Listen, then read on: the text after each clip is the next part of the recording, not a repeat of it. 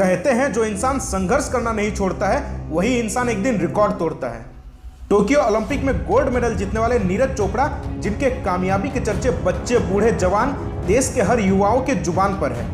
शायद ही इंडिया में किसी का व्हाट्सएप ऐसा होगा जिसके स्टेटस लिस्ट में नीरज चोपड़ा के कामयाबी का स्टेटस ना दिखा हो। 140 करोड़ लोगों के लिए प्रेरणा बने नीरज चोपड़ा, जिनका जन्म 24 दिसंबर 1997 में हरियाणा के पानीपत जिले में एक छोटे से गांव खांडरा में एक मध्यम वर्गीय घर में हुआ।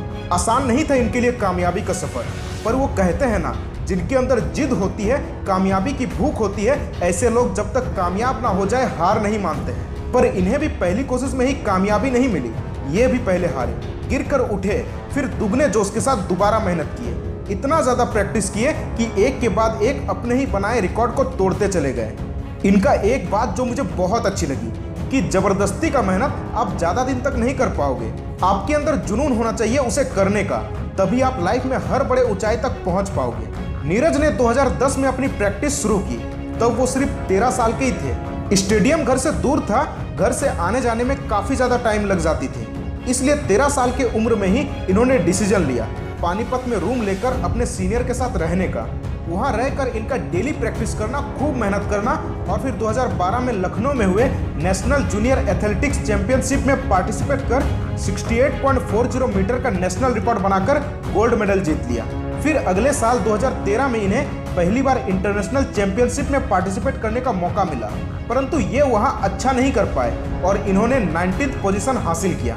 अपने इस खराब प्रदर्शन को देखकर और ज्यादा मेहनत करना शुरू किया।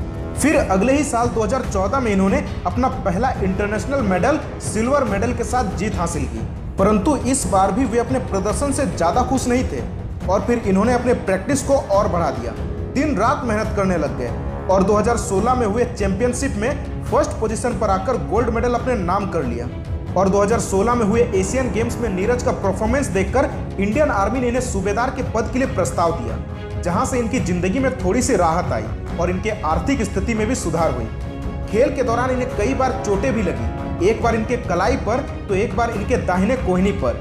इन्हें रिकवर होने में कई महीने लग गए। इस दौरान इनकी प्रैक्टिस भी छूट गई। स्ट्रगल तो बहुत की है इन्होंने, और चाहे किसी भी सक्सेसफुल इंसान की स्टोरी देख लो, एक बड़ी कामयाबी के पीछे लंबे समय की स्ट्रगल छुपी होती है। आपका जीवन भी बेहतर हो सकता है, चाहे एक दिन में, एक महीने में या कुछ सालों में। बस अपने मेहनत को कंटिन्यू रखो। अगर किसी से कुछ सीखना है तो उनके कामयाबी से नहीं, बल्कि कल के उनके किए गए अकेले के मेहनत और उनके स्ट्रगल से सीखो। क्योंकि अगर आप उनकी तरह मेहनत और स्ट्रगल नहीं करोगे तो फिर उनकी तरह कामयाबी कैसे पाओगे। इसलिए चिंगारी जलाओ यार अपने अंदर भी, मेहनत करने की सभी हदें पार कर दो। वो कामयाबी जो कोई सोच भी ना सके, आप हासिल खुद के नाम वो कामयाबी कर दो। अगर वीडियो पसंद आई हो तो ही इसे लाइक और शेयर करना। धन्यवाद।